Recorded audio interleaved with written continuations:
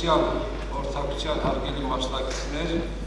ուրեմն մեր ավանդական խորհրդակցությունն է սա, ողջունում եմ բոլորին։ Այսօր պետք է ներկայացնենք 14-15 թվականների ուսումնական տարվա ուրեմն կատարված աշխատանքների մասին եւ ուզում եմ բոլորս միասին ողջունենք մեր լավագույն բարեկամին, որ մշտապես ինքն է Կողոստոսյան խորհրդակցության մասնակցություն ողջունում ենք ձեզ բարոյ։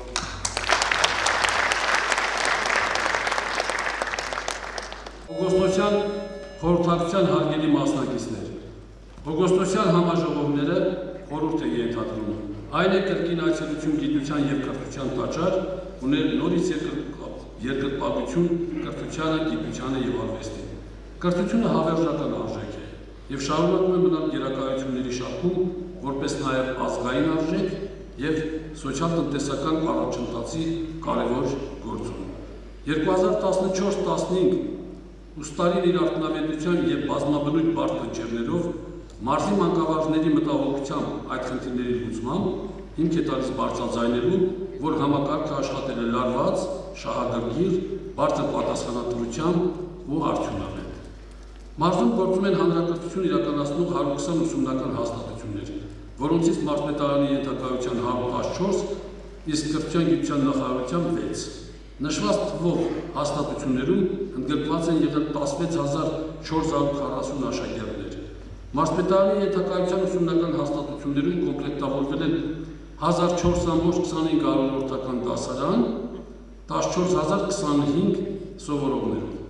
Մարզի հանրակրթական ուսումնական հաստատություններում աշխատողների թիվը 3638 է, մանկավարժների թիվը կազմում է 2313։ Մանկավարժական բարձրագույն կրթությամբ 1989, թերի բարձրագույն կրթությամբ 16, միջին մասնագիտական կրթությամբ 298 մանկավարժ։ Նախորդ ուստարում աշխատանքի ընդունված ուսուցիչների թվականակը 99 է,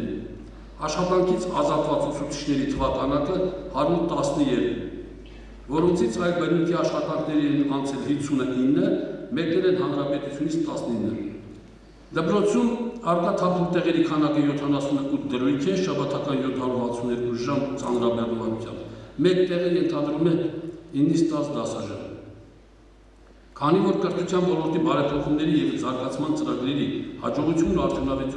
արդյունավետությունը մեծապես պայմանավորված են մանկավարժների մասնագիտական պատրաստվածությամբ, կրթական նվաճումներ արձանագրելու և կյանքի կոչելու նրանց պատասխանատվությամբ և հավակնություններով, ապա պատկերացրեք, թե ինչքան էական է կադրերի խելացի ու ճիշտ ընտրությունը։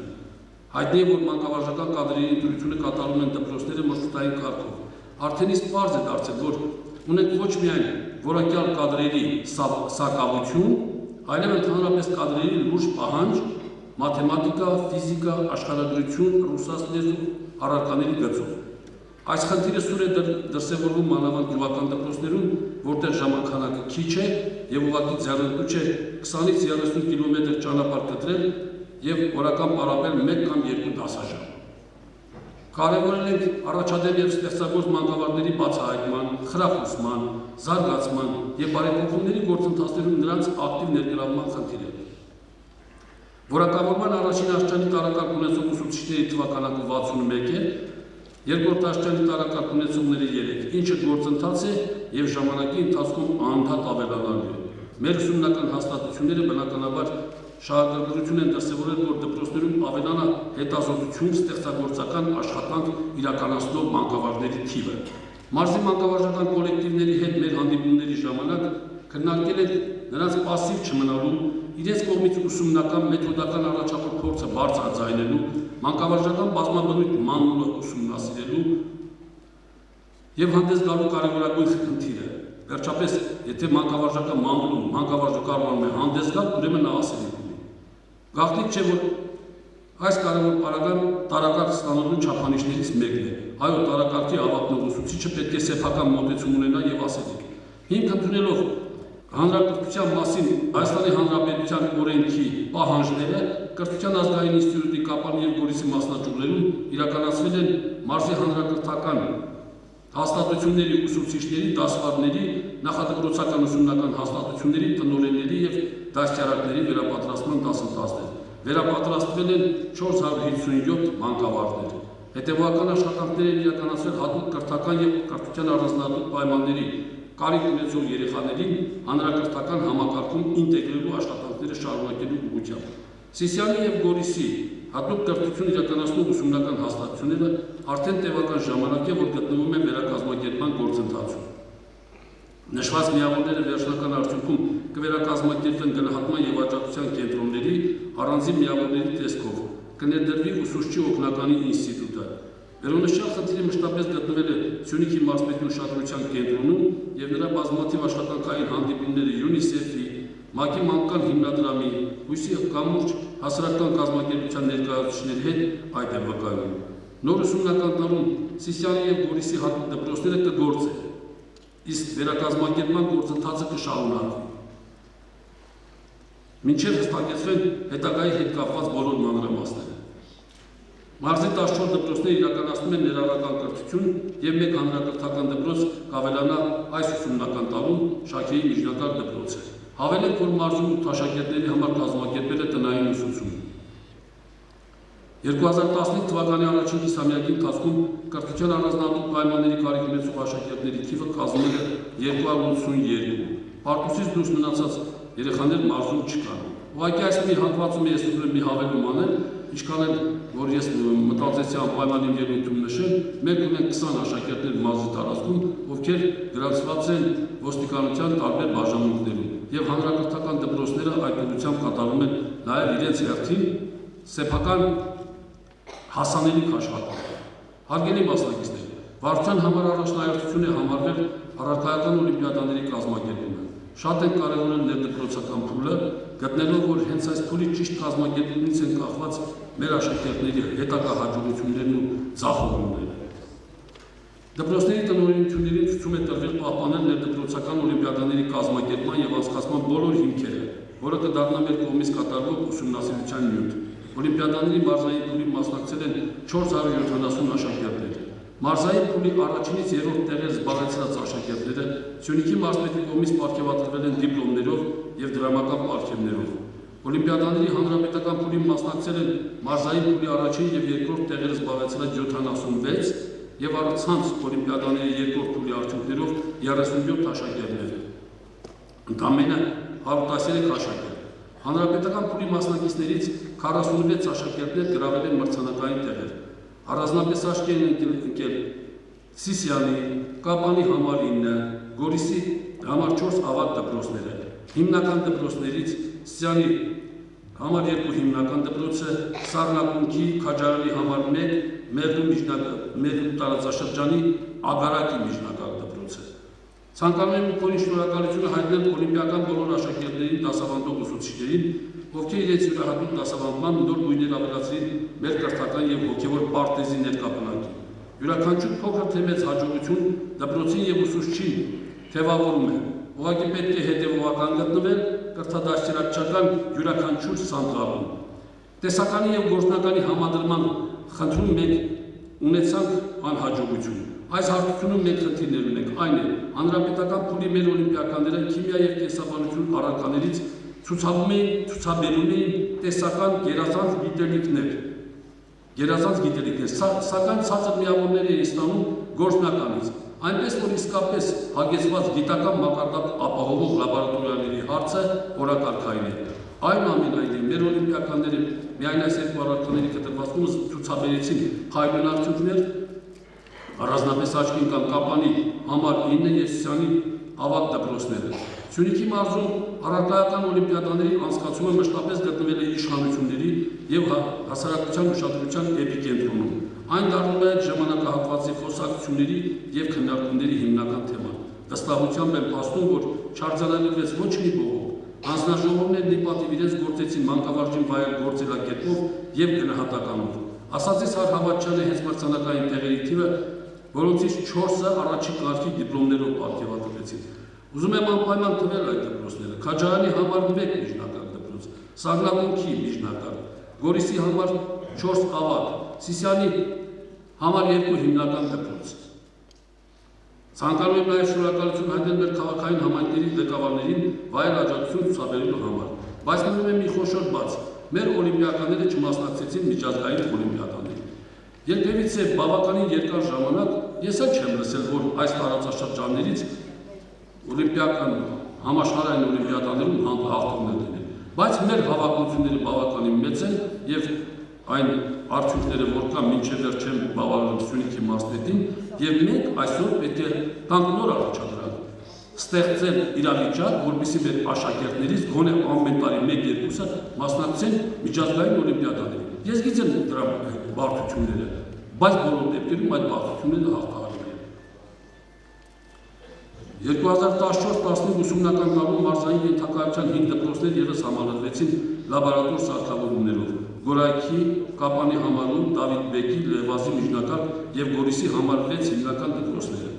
Մարզի կրթական հաստատությունները կատարել են պետական առարկայական ծրագրերը, ինչը հիմք է հանդիսացել կազմակերպելու փոխադրական, ավարտական, պետական ավարտական եւ միասնական քննությունները։ Մարզի կրթական հաստատությունների տնօրենների հետ կայացած խորհրդակցություններում կարևորել են ներդպրոցական վերահսկողության դերն ու նշանակությունը։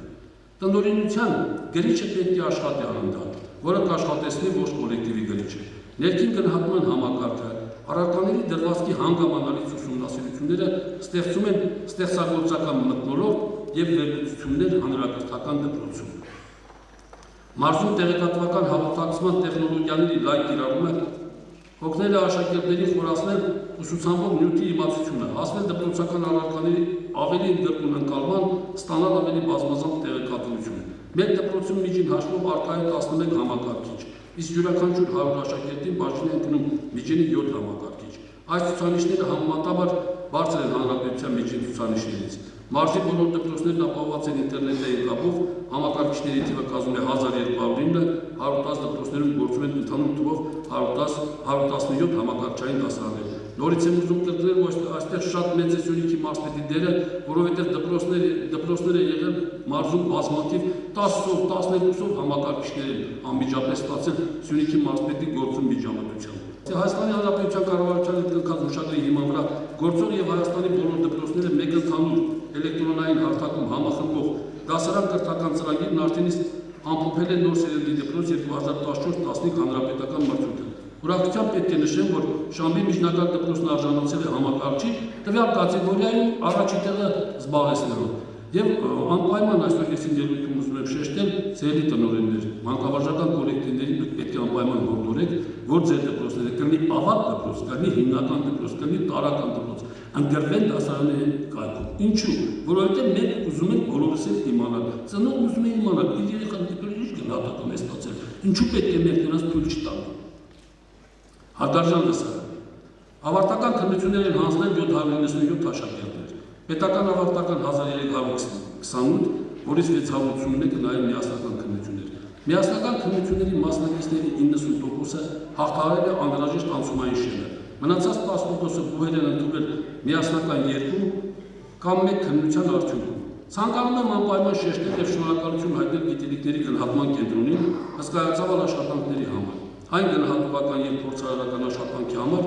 որ նրանք կատարել են մարզի կրթական տարածքում մեր աջակցությամբ։ Կրթության եւ գիտության նախարարությունից կապված վերոնշյալ թվերի հետ ստացել եւ բաշխվել են ավարտական բոլոր վկայականների եւ ատեստատները։ Հպարտությամբ պետք է նշել, որ Սյունիքի մարզը գերազանցության մեդալների թվով հանրապետությունում առաջին է։ Եվ այստեղ է, որ ուզում եմ հիշել մեր մարզպետի հորդորը ուսուցիչներին եւ աշակերտներին։ Այն է, գերազանցության մեդալը կենսագրությունն ու հպարտություն է, անկախ բոլոր տեսակի արտոնություններից։ 12 տարվա արդյունք է եւ քաղցր հատուկ։ Ուզում եմ անպայման կարդալ այն դպրոցների անունները, ովքեր որ կարողացել են մանկավարժական կոլեկտիվները տալ գերազանցության մեդալներ, որովհետև այո, հաղթողի անունը պետք է հնչեց։ Հաջիսի միջնակարգ դպրոց 1, Վերիշենի միջնակարգ դպրոց 2, Գորիսի առաջին ավագ դպրոց 1 հատ, Գորիսի 4-րդ ավագ դպրոց 4 հատ, Սիսիանի ավագ 10 հատ, իսկապես փառք ու պատիվ եք մանկավարժական։ Կապանի համար 3 միջնակարգ դպրոց 1 եւ Կապանի համար 9 ավագ դպրոց 2։ 1997 թվականին Հայաստանի Հանրապետությունում ներդրվել է այսօր գործող դասագրքերի իրացման համակարգը, որը հնարավորություն է ընձեռնում աշակերտներին ապահովել Նախարարության կողմից հաստատված հիմնական առարկաների դասագրքերով, դրանք տրամադրելով 1 տարի օգտագործման հիմունքով, աշակերտը յուրաքանչյուր վճարում է 1 տարվա համար և օգտագործում 1 տարի։ Սկսած 2002 թվականից դասագրքերի հրապարակումը կատարվում է դպրոցների կողմից հավաքագրված գումարներով։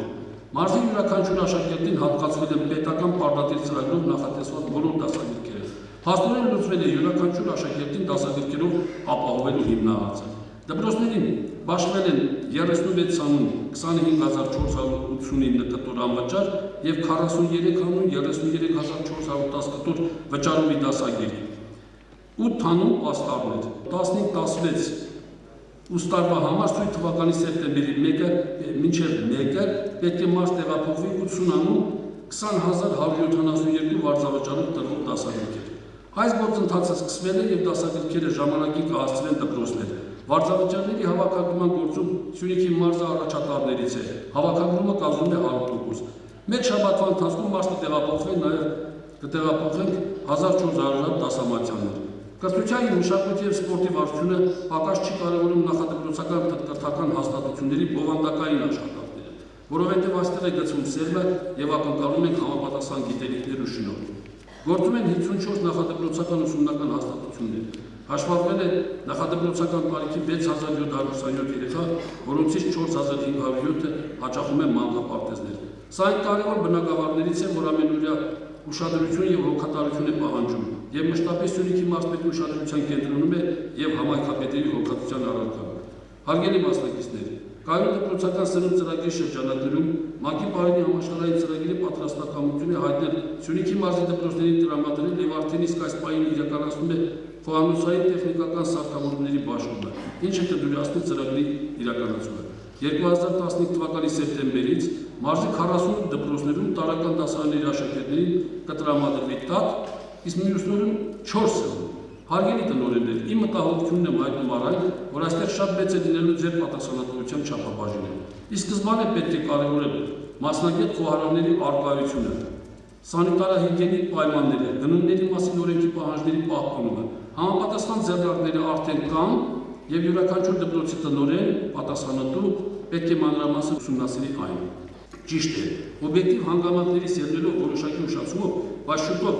նորից մեր դպրոցների բակերում կզնգա շինարարի մուրճը։ Այն ոչ մի կերպ չի խանգարի ուսումնական պրոցեսը, քանի որ մտածված են բոլոր գործողություններն ու տեղափոխությունները։ Մեղրու համար 1, Ագարակի միջնակարգ, Կապանի համար 7, Գորիսի համար 6 հիմնական, Սպանդարյանի և Տոլորսի միջնակարգ դպրոցները առաջնահերթ վերանորոգման ենթակա են և ժամանակի հրամայական։ Այս ուսումնական տարում մեր մարզի դպրոցներում ուսուցանվի ազգային 2 պար առարկա։ Ազգային 2 պար։ Մասնագետներն արդեն մասնակցել են վերապատրաստման դասընթացներին և ստացել համապատասխան վկայականներ։ Թե ինչ արդյունքների կհասնեն ցույց կտա ժամանակը։ Նշենք, որ ազգային 2 պար առարկան ներդրվել է 2014-15 ուստարվա սկզբին հանրապետության 13 դպրոցներում։ Առարկայի ուսուցումը նախատեսված է միջին դպրոցում, սկսում է 5-րդ դասարանից և ավարտվում 7-րդ դասարանում։ Հարգելի մանկավարժներ, ժամանակը ուղղակի թույլ չի տալիս բարձրաձայնելու այն ամբողջը, որ արժեր բարձրաձայնել, կան բազմաթիվ խնդիրներ, որ լուծում են պահանջում, այն է քարոր դրույքով դասաժամ պարապելը։ Այո, մեր մարզպետի ուղղակի մտահոգության նյութն է և մենք այդ մասին այսօր ենք զրուցել և այս հարցին մենք կփորձենք ժամանակի ընթացքում, միանգամից հնարավոր չի, որտեղ մեծ գումարների մասին է խոսքը։ Որոշ գյուղական դպրոցների ուսուցիչների տրանսպորտի խնդիրը։ Էլի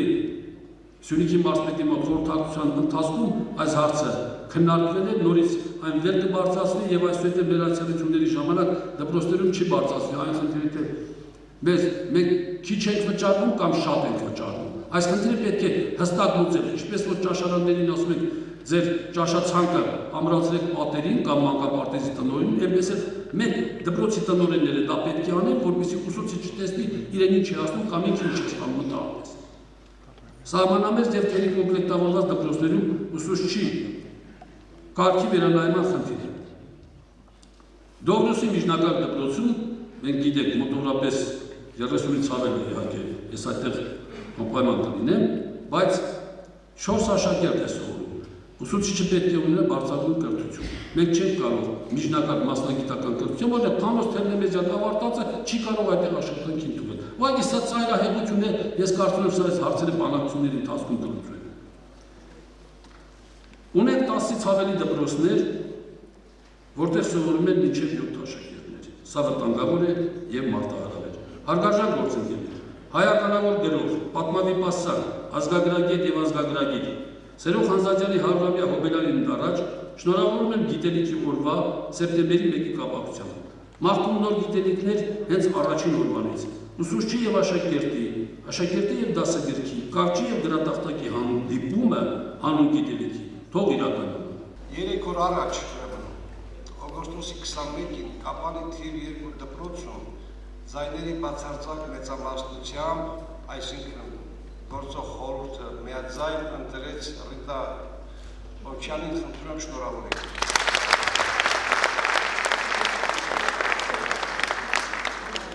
Եվ համոզված լինենք, որ դպրոցը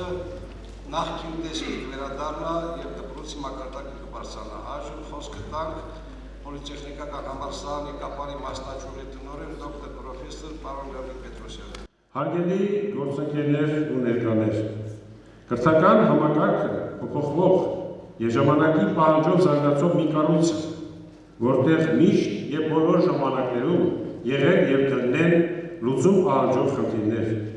Չխորանալով այդ խնդիրների բազմազանության մեջ եւ հաշվի առնելով հատկացված ժամանակը, ցանկանում եմ համառեք կերպով անդրադառնալ իմ կարծիքով էական դրանցից 3-ին։ Ու այս մասը ես փորձեմ մի քիչ բանավոր ասել։ Առաջինը բնագիտական առարկաների վիճակն է տարածաշրջանի դպրոցներում։ Սիրելի գործընկերներ, բնագիտական առարկաների կարևորությունը առանձնակի ճարտարագիտական կրթության համար շատ կարևոր է դա, որովհետև մենք արձանագրում ենք այսպիսի փաստ։ Ընդամենը ունենք 14 անվճար տեղեր։ Այդ 14 տեղերից մեկը թափուր է մնացել։ Ինչու համար։ Որովհետև շրջանավարտները գալիս են դիմում են միայն մաթեմատիկայի քննության համար, իսկ անվճար տեղերի համար նրանք պետք է հանձնեն նաև ֆիզիկայի քննությունը, ֆիզիկայի համար դիմողներ շատ քիչ են լինում։ Այս ուղղությամբ ես ոչ միայն զուգահեռ եմ տանում, այլ նաև եթե դուք վերլուծեք, տեսեք կրթության վարչության պետ այստեղ խոսեց օլիմպիական հաջողությունների մասին շատ հաճելի է։ Բայց մի հատ տեսնենք համապաստության առումով որքանն է ֆիզիկա-մաթեմատիկական առարկաների բաժինի գնում եւ որքանը մյուս առարկաների։ Այս առումով առանձին դպրոցներ հնարավոր է որ արձանագրեն հաջողություններ, բայց ընդհանուր մոտեցումը սահմանական մոտեցման կարիք ունի։ Եվ նույնիսկ ես կասեի շատ դեպքում այս առարկաների համար մենք կարծես թե ավարտողներ եւ դասած մասնագետներ, որոնք պետք է աշխատեն մուտք գործեն դպրոց, շատ քիչ են հանդիպում։ Եվ սերնդափոխության կարիք ըստ էության անհրաժեշտ է։ Երկրորդ խնդիրը, որի մասին ես ուզում էի ասել, օգտվելով այն հանգամանքից, որ այստեղ ներկա է նաև մեր հարգարժան փոխնախարար պարոն Մկրտչյանը, ճիշտ է, այստեղ նշվեց, որ ընդունելության տոկոսը բավականին բարձր է։ Ըստ էության այդ ընդունելության շեմը մի փոքր ցածր միավորների համար հեշտացվել է։ Բայց ես կարծում եմ, մենք նաև հաշվի առնենք շատ առաջավոր երկրների փորձը, դեպի բուհ մուտքը պետք է հեշտացնել, բուհի ավարտելը պետք է դժվարացնել։ Եվ ես այս տեսանկյունով կարծում եմ հատկապես վճարովի ուսուցման համակարգի համար կարելի է մուտքը նույնիսկ ազատ համանել։ Բայց ես ունեմ նաև երկրորդ առաջարկը։ Դա ավագ դպրոցներին տրվող, այսպես ասած, լիազորություն։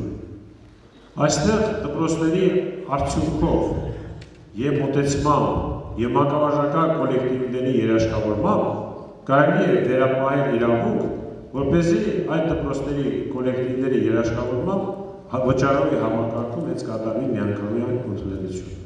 Այն խնդիր է, որ չափազանց շատացվել են տեստային համակարգային մոտեցումները։ Թեստը ստուգման միջոց է, բայց թեստը միակ միջոցը չի։ Մենք բոլորս շատերս գիտեինք, որ առաջ երբ որ գրավորներ էին ստուգում, ասենք թեկուզ ռադիոյով էին հայտարարում, մարդիկ անմիջապես դա ուսուցիչը, ակավարժը ընթերների ձեռագրով տեքստը գրում էր, եւ եթե պետք է պատճենահանում էին այնքան օրինակ, եւ տալիս է երեխան աշխատում։ Ես կողմ կլինեմ, որ այն ուսուցիչը, որը 10-12 հիմա 12 տարի դասավանդում է, թողնել ինքն էլ ստուգի եւ ոչ թե թեստ,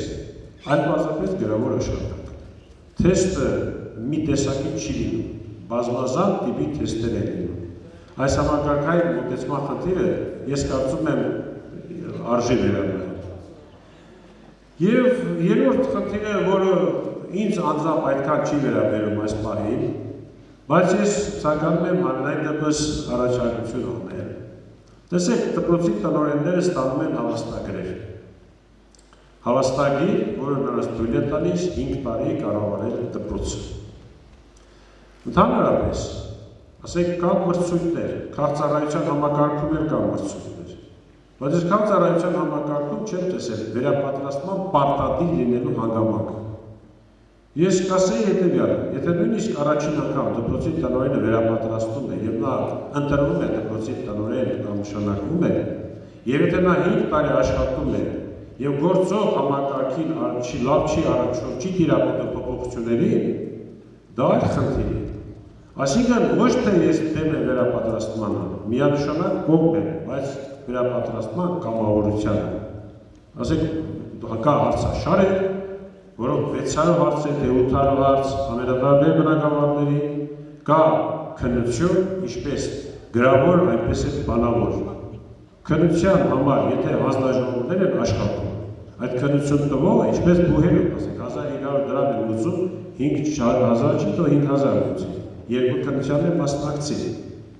Անցնում է թող ասնի, չի ասնում թող գնա ինքը մտածի, բայց վերապատրաստումը պարտադիր, որ պետք է ինքը 80 կամ 90 հազար ուզի, որ վերապատրաստի,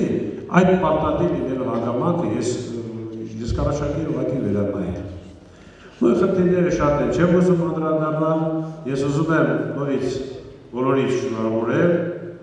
եւ մեկ անգամ եւս ցանկանալ հաջողություն եւ ամենայն բարիք։ Ելույթի համար ձայնագրվում է Վերիշենի դպրոցի տնօրեն Մատվե Ղազարյանը։ Նոր ժամանակները միշտ էլ նոր խնդիրներ են առաջադրել կրթությանը։ Դպրոցը պետք է պատրաստ լինի ժամանակի պահանջին համահունչ ընդունելու նոր մարտահրավերները եւ առանց հեղափոխության սահուն կերպով լուծում կառաջադրված խնդիրները։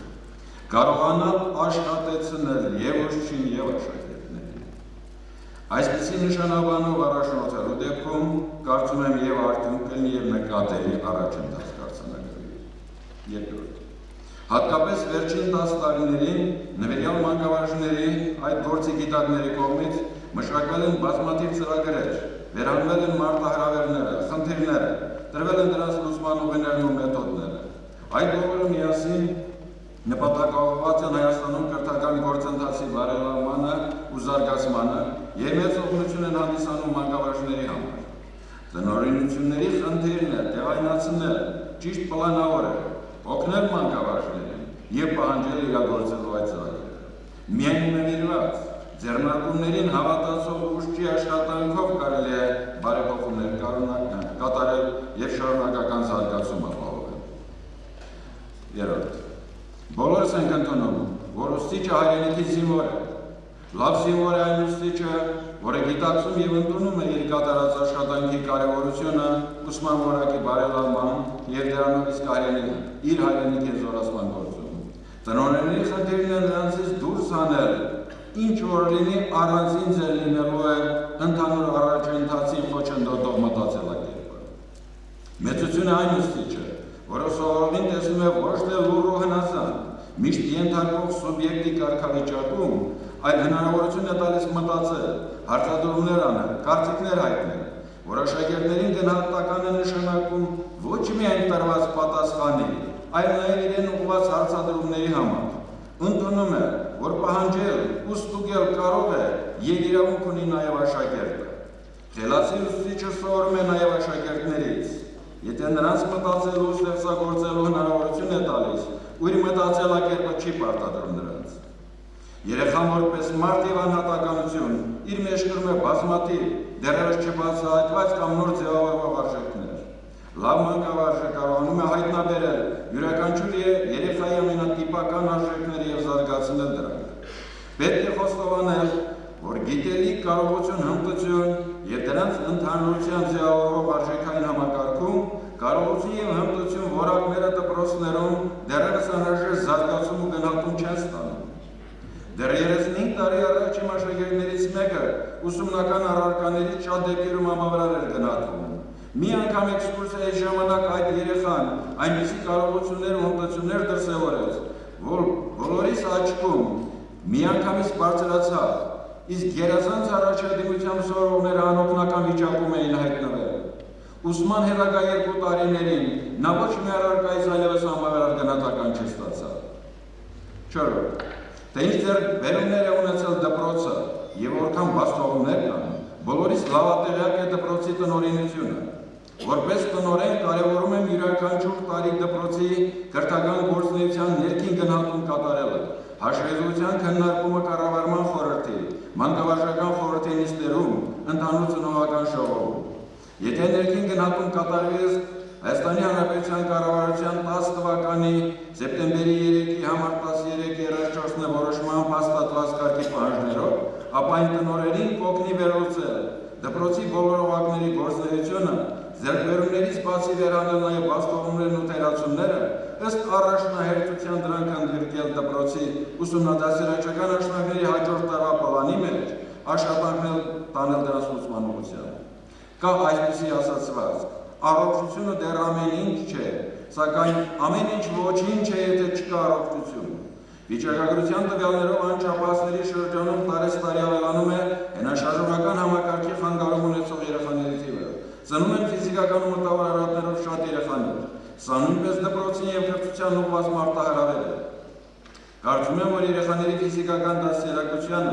դրա համար համապատասխան միջավայրի ստեղծումը, նրանց առողջության պահպանումը մեր ժամանակներում արդեն պետք է դիտել ամենաառաջնահերթ լուծում պահանջող խնդիր։ Նոր տեխնոլոգիաները, համակարգիչները, լինելով գիտելիքների ձեռքբերման լավագույն միջոցներ, նույնպես նպաստում են հիվանդությունների առաջացմանը։ Ինչպես ասում են, երկու լաբա միասին չի լինում։ Մեր որոշ երեխաներ քնում են համակարգիչները գրկած վիճակում։ Անհրաժեշտ է բարելավել ֆիզկուլտուրա, առողջ ապրելակերպ ծրագրերի ուսուցումը, հաճախակի զորույցներ ու զեկուցումներ անցկացնել առողջության պահպանման ուղղված թեմաներով։ Կարևորում եմ դպրոց բանակ կապի ամրապնդումը, դպրոցներում պատանի երկրապահ ստեղծումը։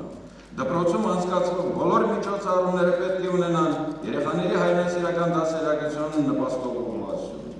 Առողջ հասարակություն, ուժեղ պետություն, ուժեղ բանակ ունենալու գրավականը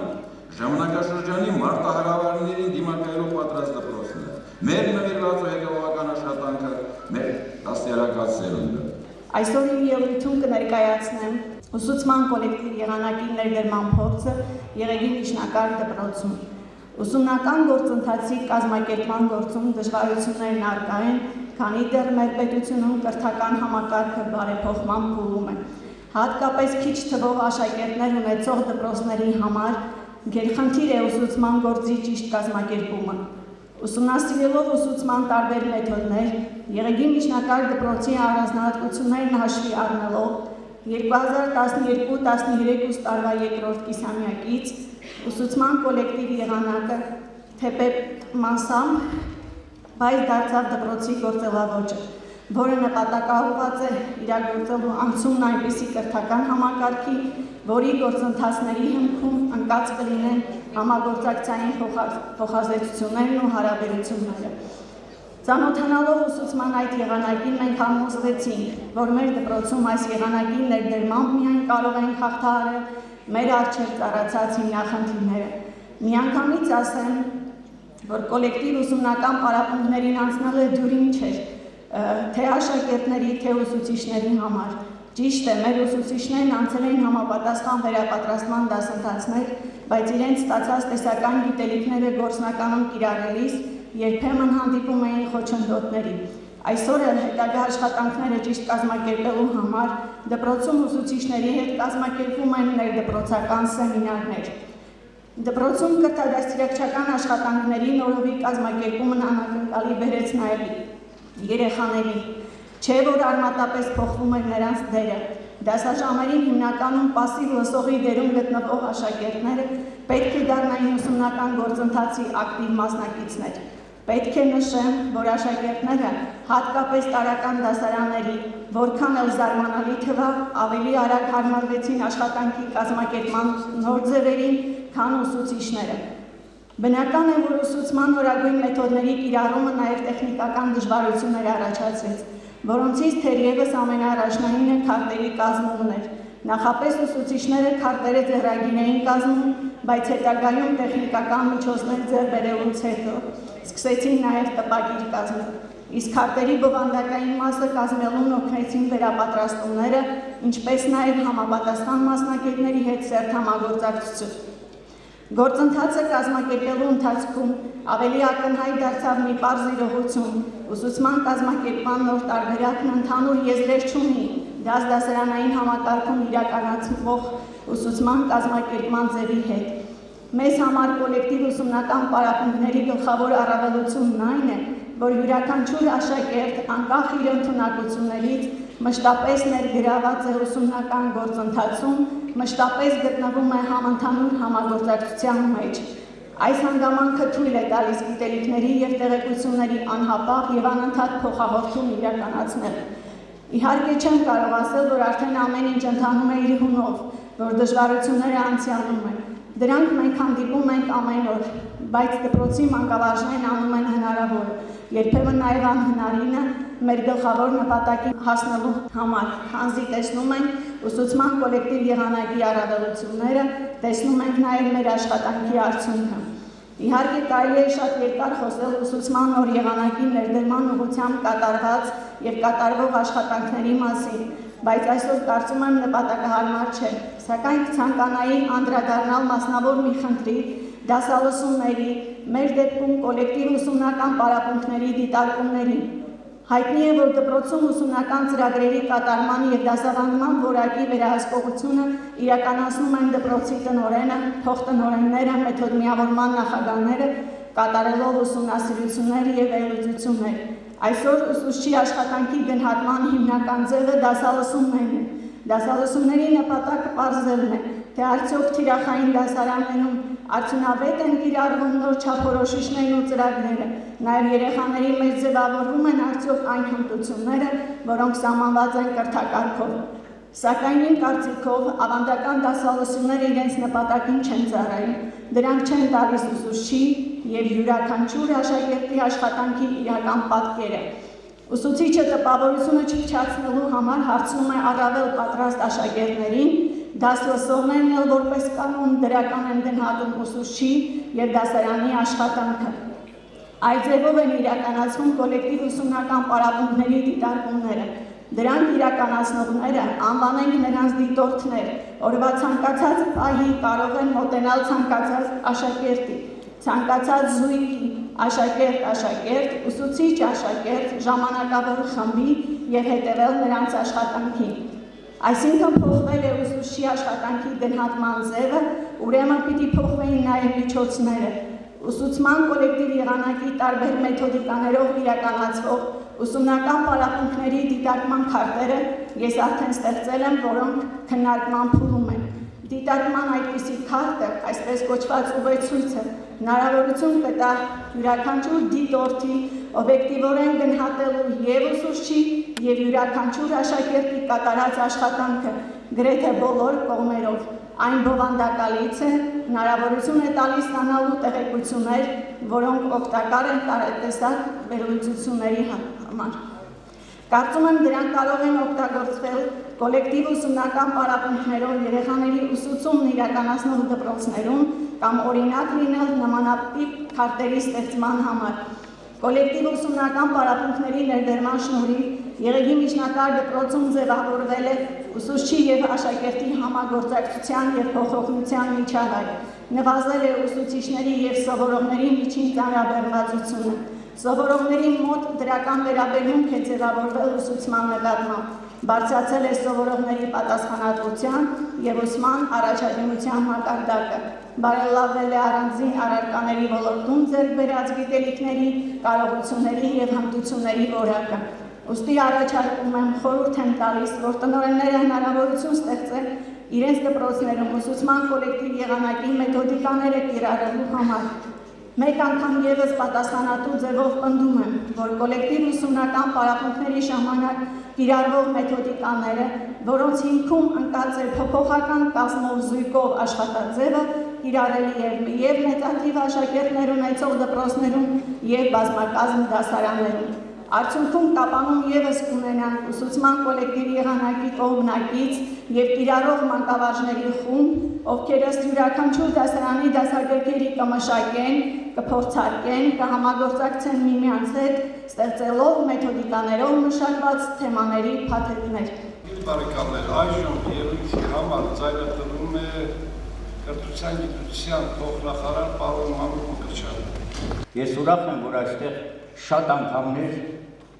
համագործակցություն բառը հնչեց։ Գուցե ես ասածս դեկլարատիվ է հնչում կամ ուղղակի գեղեցիկ արտահայտություն է, բայց հատկապես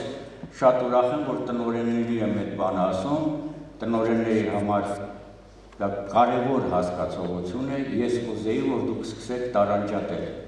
մրցակցային ժողովրդավարությունը տարածված ամբողջ աշխարհում և համագործակցային ժողովրդավարությունը, որը մարդկության ապագան է, առայժմ առաջատար երկրները նման փորձ չունեն։ Ես ընդունում քո կոչը, որ հետևենք առաջատար երկրների փորձին, բայց առաջատար երկրների փորձին պետք է հետևենք, որպեսզի իմանանք, թե ինչ չի կարելի անել։ Չի կարելի ուրիշի հագուստը հագնել։ Դա գիտակցաբար նշանակում է մենք մեզ մատնենք հետևից գնալու։ Տեսնենք, ասենք Անգլիայում ինչ լավ բան կա, եկեք մենք էլ անենք։ Մի 20 տարի հետո Անգլիայում մի ուրիշ լավ բան կլինի, եկեք մենք էլ անենք։ Դա նշանակում է հավերժ, գիտակցաբար, մենք մեզ մատնենք հետամնացության, հետևից գնալու։ Մենք մի ճանապարհ ունենք, մենք պետք է ստեղծենք մեր իրողությունը, անկախ նրանից աշխարհում կա թե չկա։ Մի գաղափար դրա համար արդեն ասեցի։ Իհարկե դրա հեղինակը ես չեմ, բայց դրա ջատագովներից եմ ես, կան ջատագովներ, որոնք այդ ուղղությամբ աշխատում են համագործակցային ժողովրդավարություն։ Շատ ուրախ եմ, որ այդ կոչը արդեն որսվում է, որ բուհ անցնելը հեշտ լինի, իսկ բուհ սովորել ավարտելը դժվար լինի։ Դա առաջի անգամ ընդ որում ուզում էր քաղաքականություն դարձնել Տիգրան Սարգսյանը, նախկին վարչապետը, բայց առայժմ դա մեծ բարդությունների հետ է կապված։ Այստեղ պետք է լուծվի երկու պրոբլեմ, ինչի պատճառով դեռ այդ սկզբունքը իրականացնել հնարավոր չի։ Առաջին պրոբլեմը, մենք ցանկացած դպրոցից բուհ անցնելու գործընթացի բարեփոխում, ցանկացած բարեփոխում, նա պետք է նպաստի դպրոցական կրթության որակի բարձրացմանը և հակառակը։ Բուհական ուսումնական գործընթացը պետք է ապահովի բուհական համակարգում հեշտ հայտնված աշակերտների հաջողականությունը։ Այսինքն, եթե հիմա մենք փորձենք հեշտացնենք ընդունելության քննությունը, երեխեքը դպրոցում ուղղակի չեն սովորի։ Հիմա ինչ վերաբերում է, այս հարցով մենք շատ ենք խոսել, տնօրենների հավաստագրման և պարտադիր վերապատրաստման կուրսերի համար, բայց քիչ ուշադրություն չեք դարձնում, որ ատեստավորման դասընթացները անվճար են։ Ուրեմն մի բան կա, չէ՞, նա էլ է պարտադիր, նա վճարովի է, նա անվճար է։ Հիմա այդ նույն գաղափարախոսությամբ մենք այսպես կարող ենք ասել, գոյություն ունի կրթական ծրագիր, ավագ դպրոցի համար, միջին դպրոցի համար, երեխեք ով ուզում են թող գան դպրոց, կամավոր է։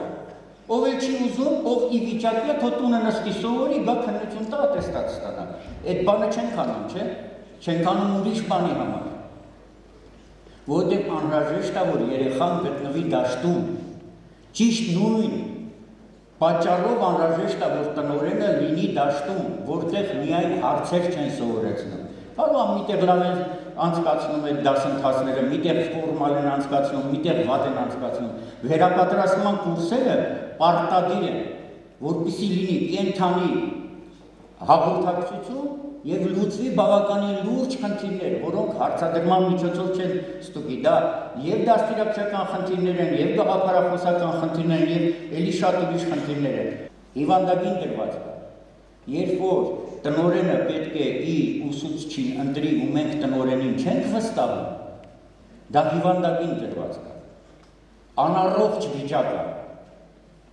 Մարդուց որն է,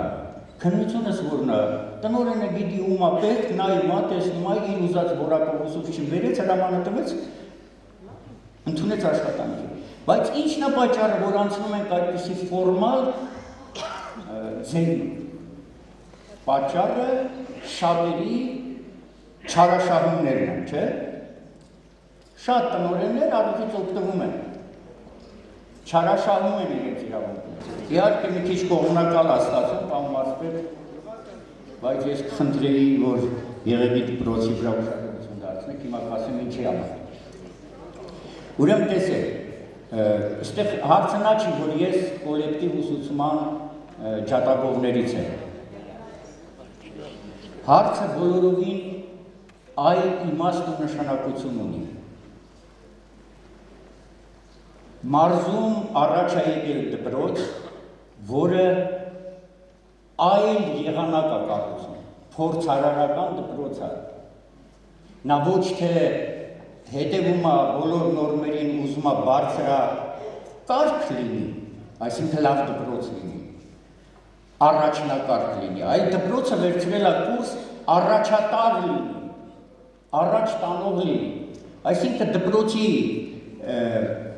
այդ նորարարական նվաճումները հետո պետք են լինելու մարզում մյուս թերհամակարգված դպրոցների պրոբլեմները լուծելու համար, հետո պետք են լինի։ Մենք անցնում ենք 12-ամյա կրթության, կուզեի ստեղել ճիշտ հասկացվի, խոսքը չի վերաբերում, որ բոլորը պետք է 12-րդ դասարան ավարտեն, դա նշանակում է գոյություն ունի հանրակրթական ծրագրեր, որոնք իրականացվելու են տարբեր կրթօջախներում, այդ թվում նաև քոլեջներում։ 12-ամյա հանրակրթական ծրագիր, որը եւ դպրոցում, եւ քոլեջներում։ Ես կուզեի, որ դուք կարևորեք այդ հանգամանքը, այս աղքատ վիճակում այդ քայլը բերեց նրան, որ քոլեջներում ուսուցումը կլինի անվճար, քանի որ պարտադիր է 12-ամյա դպրոցը։ Այսինքն, քանի որ քոլեջներում, ուսումնարաններում, բացի մասնագիտությունից, արվեստից եւ այլն, նաեւ պետք է միջնակարգ կրթության ծրագիր իրականացնեն, պետությունը այդ տիրույթում նույնպես ինչպես դպրոցներում ուսուցումը դարձել է անվճար։ Դա բավականին լավ երևույթ է։ Հիմա ինչպես ենք մենք հարցը լուծելու գյուղական միջնակարգ դպրոցներում, դա պրոբլեմա է, դեռ քննարկվում է։ Մի կողմից, եթե գոնե մի երեխա կա գյուղում, որը կուզի 12 դասարան ավարտի, ուրեմն դպրոց պետք է լինի։ Մյուս կողմից շատ երեխաներ ինձ հետո չէին ուզի գնալ 12-րդ դասարան, կարող է այնպիսի վիճակ լինի, որ բայց հիմա իրանք պարտավոր են գնալու։ Կարող է այնպիսի իրավիճակ լինի, որ երեխաներ գնան ուսումնարան, քաղաք գնան, միտեղ գնան եւ գյուղում խնդիրներ առաջանան։ Ամենայն դեպս այն դպրոցները, որոնք հնարավորություն ունեն 12 դասարան դեռ պահել միջնակարգ դպրոց ունենան, դա պետք է հանդգնեն անել։ Եվ երկրորդը դե դուք գիտեք, որ արդեն մեր պետությունը այդպիսի այսպես կուրս է վերցրել, որ բոլոր դպրոցները լինեն ներառական, այսինքն առանձին արդեն դպրոցներ չեն լինի, բայց ներառական դպրոցները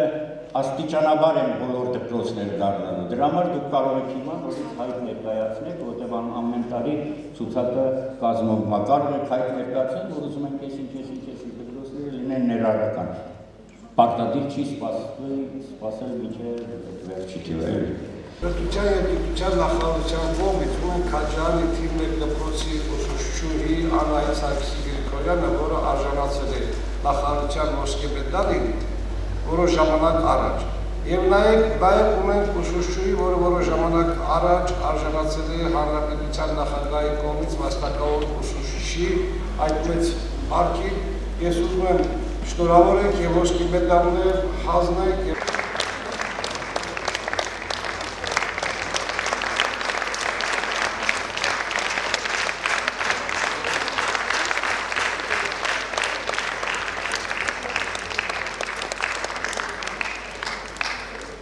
Հարգելի գործընկերներ, Քաջանի թիվ 1 միջնակարգ դպրոցի տնօրենական կազմի ուսուցչական համակազմի կողմից շնորհավորում ենք ընկեր Գրիգորյանին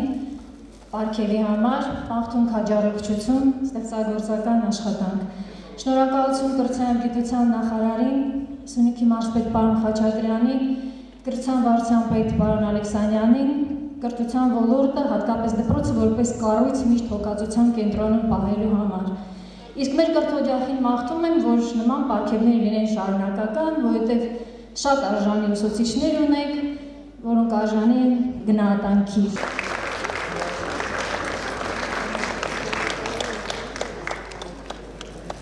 Անցած ուսումնական տարին Կապանի թիվ 2-րդ ավագ դպրոցի համար իրոք արգասաբեր եղավ։ Դպրոցը մեկ ուսումնական տարում ունեցավ 14 որակավորման առաջին աստիճան ունեցող ուսուցիչներ, իսկ մայիսի 28-ին Հայաստանի Հանրապետության նախագահի հրամանագրով Շողիկ Գուրգենի Բադալյանը արժանացավ Հայաստանի Հանրապետության վաստակավոր մանկավարժի պատվավոր կոչման։ Շնորհավոր ենք ընկեր Բադալյանին։ Ընկեր Բադալյանը ամբողջ իր աշխատանքային գործունեությունը անց է կացրել Կապանի թիվ 2-րդ ավագ դպրոցում։ Բարձրագույնը ավարտելուց հետո ոտք է դրել այդ դպրոցը եւ այդ դպրոցից էլ 1.5 տարի հետո կանցնի թոշակի։ Ուզում եմ ավելացնել, որ ընկեր Բադալյանը նաեւ այդ նույն դպրոցի ուսուցչական ընտանիքի զավակ է, նրա հայրը եւ մայրը նույնպես աշխատել են մեր կրթօջախում եւ իրենց արժանի տեղը ունեն այդ դպրոցի շրջանավարտների նկարագրի, այդ դպրոցի պատմության կենսագրության մեջ։ Կրկին շնորհավոր ենք, շնորհակալություն, ուրախ ենք, որ դպրոցը համալրվել է նաեւ վաստակավոր ուսուցչով։ Օգոստոսյան խորհրդակցության ամփոփիչ խոսքի համար ձայնը տրվում է Հայաստանի Հանրապետության Սյունիքի մարզպետ պարոն Խաչատրյանին։ Խորհրդակցության հարգելի մասնակիցներ, հարգարժան պարոն փոխնախարար, հարգելի ներկաներ, հանրակրթության բնագավառ ու պետական քաղաքականության հիմքը ազգային դպրոցն է։ Ինչպիսին է այսօր մեր դպրոցը, այնպիսին է կրթությունը եւ կրթության ապագան։ Դպրոցը միայն կրթական օջախ չէ։ Դպրոցը ազգային գոյության հիմնական գործոնն է եւ պատմական անհրաժեշտություն է։ Այսօր եւ միշտ դպրոցը հանդիսանալու է մեր պետական ինքնության պահապանը եւ ազգային ոգու ամրապնդողը։ Կարծում եմ բոլորս քաջ գիտակցում ենք, որ մեր այսօրվա գերագույն նպատակը ուրեմն կրթել եւ դաստիարակել ազգասեր, պետականամետ, դաստիարակված, գիտելիքի տեր եւ իրենց վաղվա մասնագիտական ճանապարհը ընտրող քաղաքացիներ։ Հարգելի բարեկամներ, պատմությունից ունենք օրինակներ, որ մեր մեծերն են դա իրենց գործունեությամբ փոխանցել մեզ։ Եթե մենք հիշում ենք մեր հայրենակից մի շատ մեծ սուրբ մարդ, ուրեմն Մովսես Խոդանացին, երբ որ 1629 թվականին ստանձնեց իրեն հայրապետական աթոռը Սուրբ Առաքելական եկեղեցու, նա առաջին խնդիրը ոչ թե դրեց եկեղեցաշինության մեջ, նաև դրան զուգահեռ մի բան ավելին նա 3 տարիների ընթացքում ստեղծեց եւ կառուցեց 20 դպրոց, դա պատահական չէր։ Եթե հիշում եք մեր մեծ պատմաբան Լեոին, դա երբ որ մտնում էր ուրեմն հայկական բնակավայր, առաջին խնդիրը նրա համար մեկն էր, հարցնում էր. կա այս համայնքում դպրոց, թե չկա։ Եթե չլիներ դպրոց, ուրեմն նա վարկաբեկում էր թե իշխանությանը, թե համայնքում ապրող բնակիչներին։ Մենք ուսուցանելով այդ խորհուրդը եւ ապրելով այսօր, ես արդեն 2 տասնամյակից ավելին է կանգնած եմ դպրոցի կողքին, ձեր կողքին։ Եվ մշտապես պահանջել եմ եւ մշտապես աջակցել եմ, որպեսզի դպրոցը լինի մեր յուրաքանչյուրիս համար ամենակարևոր օջախը, որը մեր պետության ամենաամուր հիմքերն են եւ ապագան են։ Դրա համար մշտապես փորձել ենք դպրոցին աջակից լինել։ Եվ նաեւ հարգելի տնօրեններ, ուսուցիչներ, մենք ունենք այսօր շատ մեծ պատասխանատվություն այն ժառանգության համար, որը մեր նախնիներից ստացել ենք։ Մենք մեր նախնիներից ստացել ենք հերոսական անցյալ եւ միայն հպարտություն։ Ես կարծում եմ մեզանից յուրաքանչյուրս նաեւ այսօր այդ հպարտությունը պետք է տեղափոխի դպրոց։ Մեր աշակերտներին, ներկայացնելով մեր հերոսական պատմությունը եւ անցյալը մեր աշակերտներին, որոնք նաեւ իսկապես այդ հպարտանալու իրավունք ունեն եւ դրանով իրենց միջև կյանքի մեջ առաջնորդվելու իրավունք ունեն։ Ես ուզում եմ, որպեսզի մենք կարողանանք մեր դպրոցներում, չնայած նրան, մեր ուրեմն հարգարժան Պետրոսյանը ստեղ նստած է, այսօր ուրեմն աշխատանքները տարվում են Ակադեմիայի պատմության ինստիտուտի տնօրենի, մեր հարգարժան Աշոտ Մելքոնյանի, մեր հարգարժան Պետրոսյանի, Սոկրատ Մկրտչյանի խումբը ձևավորված է, հայեցակարգը արդեն պատրաստվում է եւ մենք փորձելու ենք կրթության նախարարության միջոցով Սյունիքի բոլոր դպրոցներում գոնե շաբաթը մեկ օր կամ չգիտեմ քանի օր, ուրեմն Սյունիքի պատմությունը անպայման մտցնել մեր դպրոցը, որպեսզի մեր աշակերտները նաեւ մեր հերոսական անցյալից տեղեկացված լինեն։ Հարգելի տնօրեններ, ուրեմն ինչպես ասեց պարոն Մկրտչյանը, ես ամեն օր դրա մասին խոսում եմ եւ ասում եմ, ուրեմն դպրոցի կրթության որակը ապահովելու համար տնօրենը մեծ պատասխանատվություն է կրում։ Ես ուզում եմ, որ տնօրենները իսկապես փորձեն այդ պատասխանատվության դեր լինեն։ Առաջին հերթին բոլոր խնդիրները պետք է լինեն ազնիվ եւ դպրոցներում պետք է լինի կարգուկանոնը, կարգապահությունը։ Ուրեմն տեսեք, տարեստարի մեր աճող ոսկե մեդալների թիվը ոգևորում է բոլորիս, բայց դա դեռևս շատ ցածր է։ Ես ուզում եմ առանձնահատուկ շնորհակալություն հայտնենք Սիսիանի ավագ դպրոցի տնօրենին, Գորիսի 4-րդ միջնակարգ դպրոցի տնօրենին, նաև կոլեկտիվներին ձեր եւ այն կոլեկտիվներին, որտեղ եղել են մեդալներ։ Եվ ուզում եմ խնդրեմ միևնույն ժամանակ նաև պահանջեմ, որ 15-16 թվականի ուստարում բոլոր ավագ դպրոցները եւ միջնակարգ դպրոցները պետք է ունենան ոսկե մեդալի հավակնացուներ։ Անպայման այդ թեկնածուները պետք է ունենան։ Հարգելի բարեկամներ, ուրեմն ես ուզում եմ բոլորիդ գիտելիքի օրվա կապակցությամբ շնորհավորել ձեզ, ձեր կոլեկտիվներին, աշակերտներին եւ նրանց ծնողներին։ Ես մեծ ցանկությամբ կուզենայի, որ սեպտեմբերի 1-ին լիներ բոլոր դպրոցներում, բայց սաղում եմ, որ դա ֆիզիկապես հնարավոր չի։ Բոլորիդ հաջողություն եմ ցանկանում եւ բարի երթ։ Այս տարվա ծրագրով արդեն հաստատված 8 դպրոց ունենք կառուցման եւ վերանորոգման համար, բայց այսօրվա